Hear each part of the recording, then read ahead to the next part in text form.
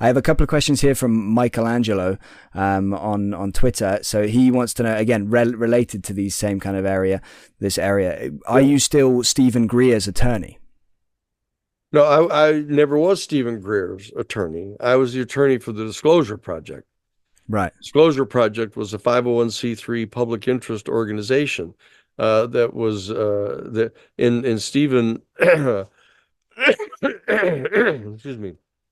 Stephen contributed funds to it and engaged in activities with regard to it. Uh, but I was never his attorney. Got you. I was the attorney for the Okay. Disclosure Project. Yeah, never represented him personally. And he also was asking, are you still Lou Elizondo's attorney? So I Yes. suppose that's different because Lou is Yes. not. Yep. Yeah. So you're directly still Lou's attorney. Yes. Yes. Cool.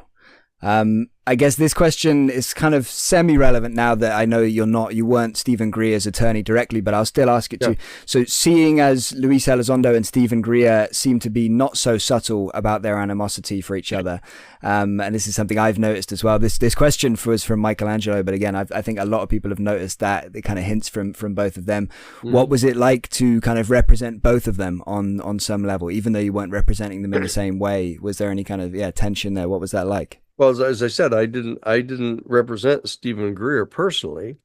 So whatever Stephen's personal attitude toward Lou is, or whatever Lou's attitude is towards Stephen, didn't become immediately irrelevant. I told Stephen as soon as Lou had approached me to ask me to be his attorney.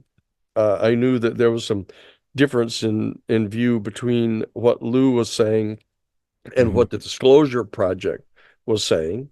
And so I told Stephen about it, and that I was intending to represent Lou.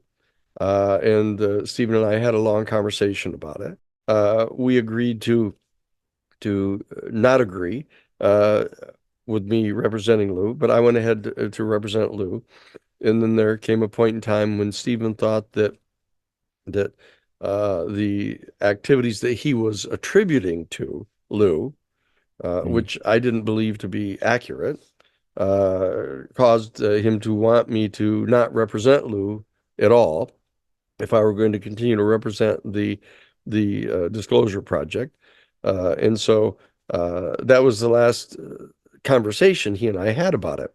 And then I ended up getting a letter from someone that I didn't have any idea who they were, some lawyer from New Mexico somewhere, saying that he was authorized to instruct me that I was not to present myself as the then current attorney for the Disclosure Project if I were to continue to represent Lou Elizondo.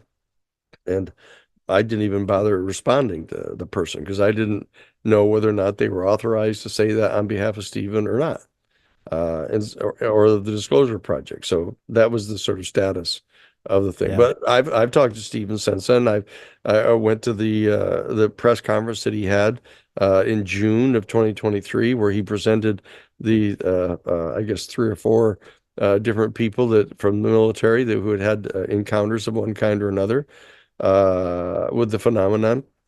We're perfectly cordial. You know, I like Stephen. I think Stephen likes me. And so people keep asking these kind of trailer park questions about, have you been arguing with your friend or not? I mean, I don't view that as very constructive.